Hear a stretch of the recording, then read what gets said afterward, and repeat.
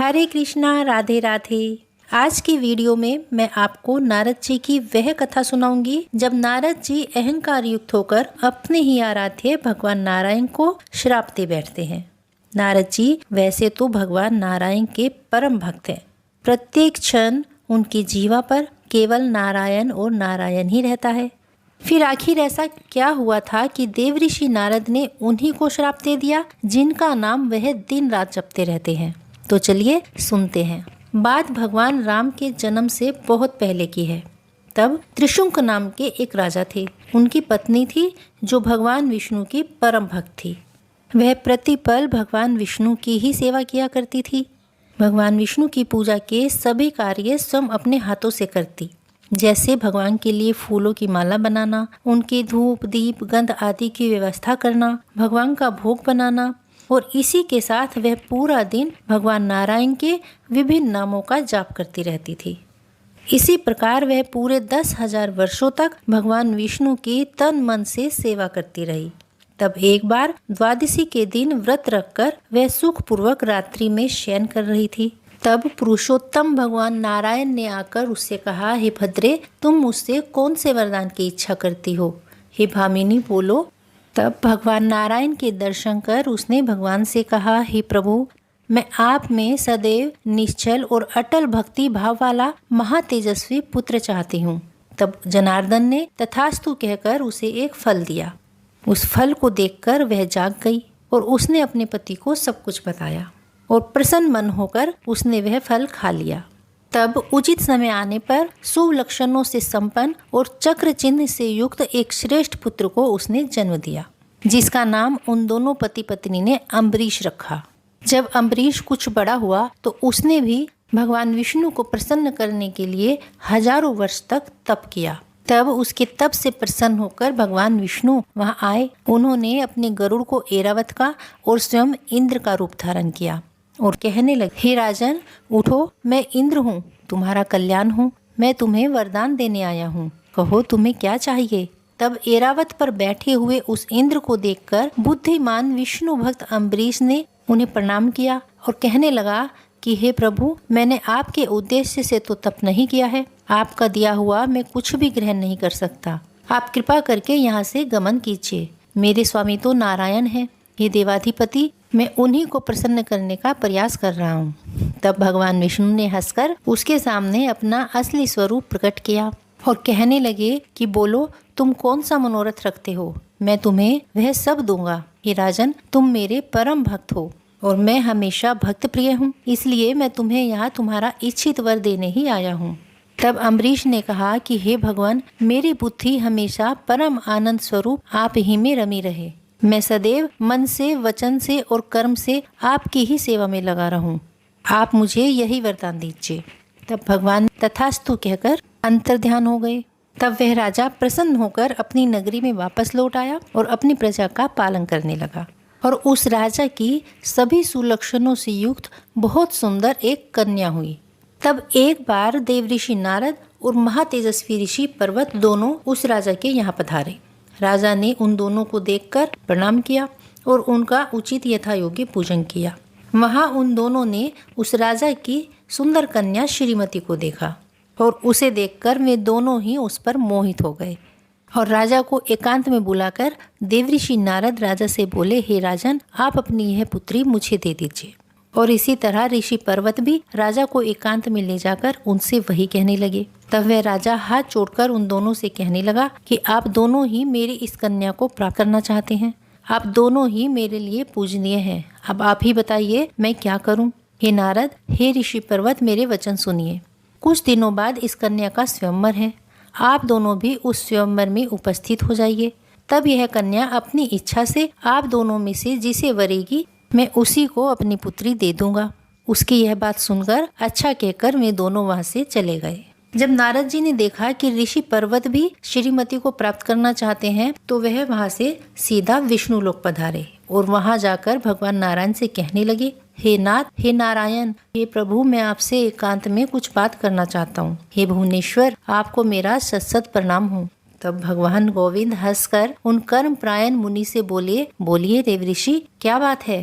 तब नारद जी बोले, हे प्रभु, एक महाबुद्धिशाली राजा श्रीमान अम्बरीश हैं, वो आपके परम भक्त हैं और उसकी श्रीमती नाम की एक विशाल नेत्रों वाली कन्या है। मैं उससे विवाह करना चाहता हूँ। हे प्रभु, आप मेरी बात सुनिए। यह ऋषि पर्वत भी उस कन्या से विवाह करना चाहता है और वह भी आपका सेवक है और बड़ा तपस्वी भी है।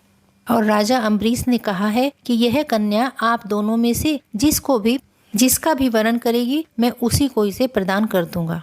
तब मैंने भी उन्हें मैं अवश्य आऊंगा ऐसा कहकर यहाँ चला आया। हे प्रभु, अब आप ही मेरा कल्याण कीजिए।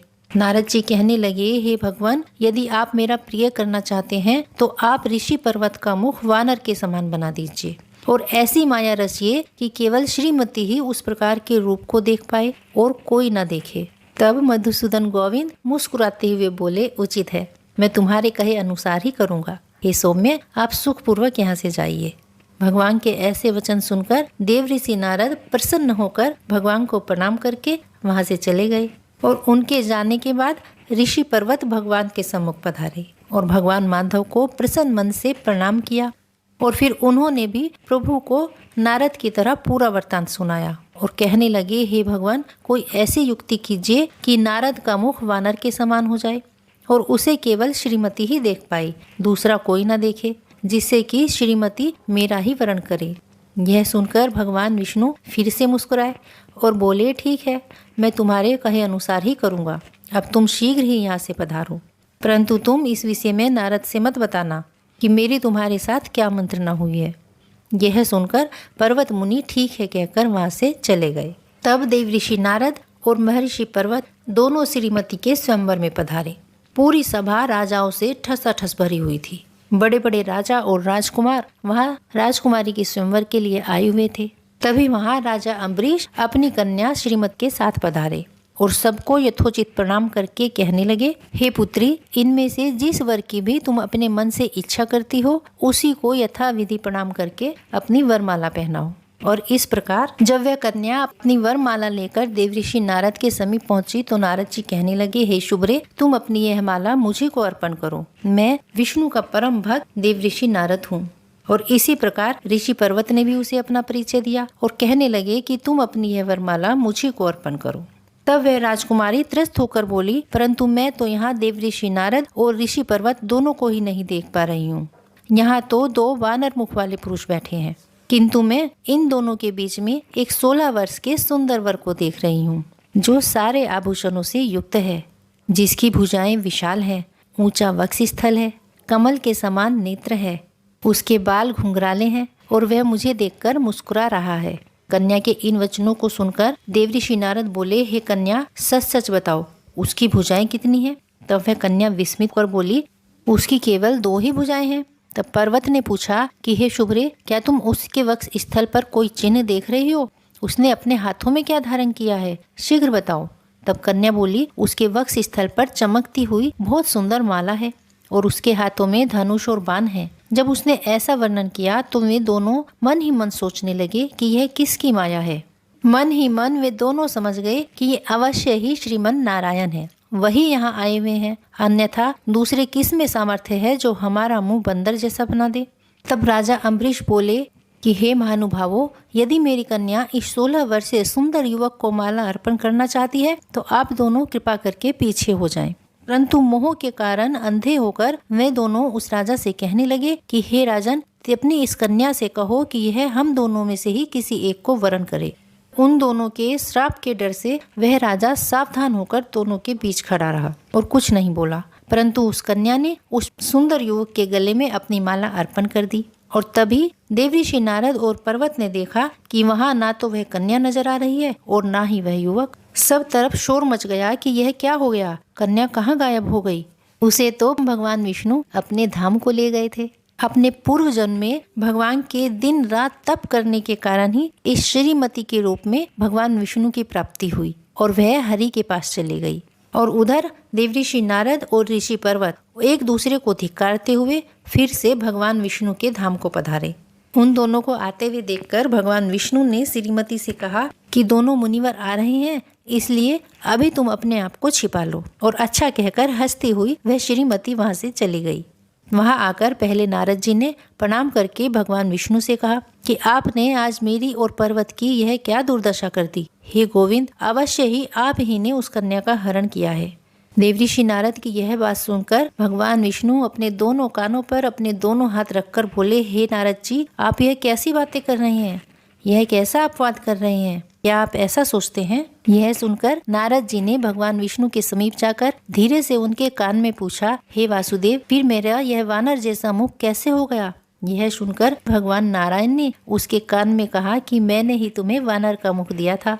हे देवऋषि, और तुम्हारे ही समान पर्वत के मुख को भी मैंने ही वानर जैसा किया, क्योंकि उसने भी तुम्हारी तरह एकांत में आकर मुझसे वही प्रार्थना की थी। तुम दोनों ही मेरे परम भक्त हो और भक्ति के वश में आकर मुझे ऐसा करना पड़ा। मैंने तो जो भी किया तुम दोनों की प्रीति के कारण ही किया। मैं तुम दोनों से अत्यंत प्रेम करता हूँ और मेरे भक्त मुझसे जो मांगते हैं मैं उन्हें वह दे देता हूँ। तो हे देवऋषि, इसमें मेरा कोई दोष नहीं है। देवऋषि नारद और पर्वत दोनों भगवान विष्णु के ये वचन सुन रहे थे। तब देवऋषि नारद बीच में बोले कि अच्छा, फिर यह बताइए कि वह 2 भुजाओं वाला धनुषधारी युवक कौन था जो उस कन्या को वहां से हर कर ले गया? यह सुनकर वासुदेव उन दोनों मुनि श्रेष्ठ से कहने लगे कि हे महात्माओं, इस संसार में बहुत सारे माया वाले लोग हैं। उन्हीं में से किसी ने श्रीमत का हरण किया होगा। मैं तो सदैव चक्रपाणी हूँ और 4 भुजाओं वाला हूँ। आप तो अच्छी तरह जानते हैं। भगवान नारायण की ये वचन सुनकर उन दोनों ने प्रसन्न मन से भगवान को प्रणाम करके कहा, उचित है नारायण, हे जगतपति, इसमें आपका कोई दोष नहीं। यह सब तो उस राजा अम्बरीश की ही दुर्जनता है। यह पूरी माया अवश्य उसी की है।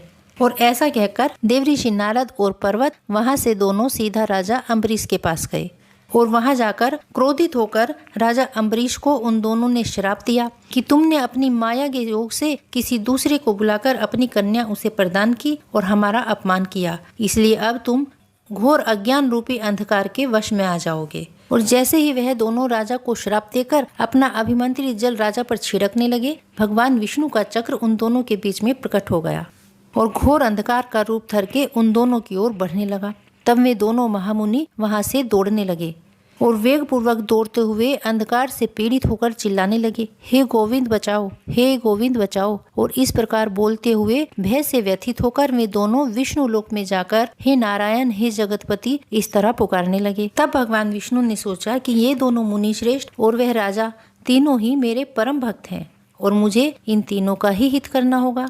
तब भगवान प्रकट होकर उन दोनों से कहने लगे कि हे महानुभावों, सुनिए कि अपने भक्तों की रक्षा के लिए मैंने जो कुछ भी किया है उसके लिए आप मुझे क्षमा कर दीजिए। परंतु अम्बरीश मेरा परम भक्त है, इसलिए मुझे तो उसकी रक्षा करनी ही थी। तब सब कुछ जानकर क्रोध के वश होकर नारद जी ने भगवान विष्णु को श्राप दे दिया कि हे विष्णु, जैसे आपने छल पूर्वक श्रीमती का हरण किया है, उसी प्रकार जब आप धरती पर मानव रूप में अवतार लेंगे तब एक नीच राक्षस आपकी पत्नी का हरण करेगा। और जिस प्रकार हम दोनों श्रीमती के विरह के कारण असह्य दुख को प्राप्त हुए हैं, उसी प्रकार तुम भी अपनी भार्या के विरह के कारण रुदन करते हुए घोर दुख को प्राप्त होगे। तब अपने भक्तों की रक्षा करने वाले भगवान श्री हरि ने उनके श्राप को भी उतने ही प्रेम से स्वीकार किया और उन दोनों से कहने लगे कि इसी महान राजा अम्बरीश के वंश में जब यशस्वी राजा दशरथ होंगे तब मैं उनके ज्येष्ठ पुत्र राम के रूप में अवतार लूंगा और तभी तुम दोनों का यह श्राप फलीभूत होगा। अब तुम दोनों यहाँ से जाओ।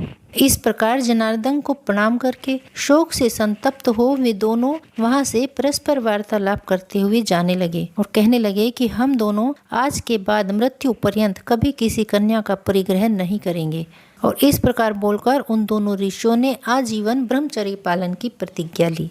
परंतु उसके कुछ ही क्षणों बाद जब उन दोनों के मन से माया का प्रभाव हटा, तब उन दोनों को अपनी गलती का एहसास हुआ और उन दोनों ने तुरंत जाकर भगवान से क्षमा मांगी और भगवान श्री हरि ने उन दोनों को क्षमा कर दिया।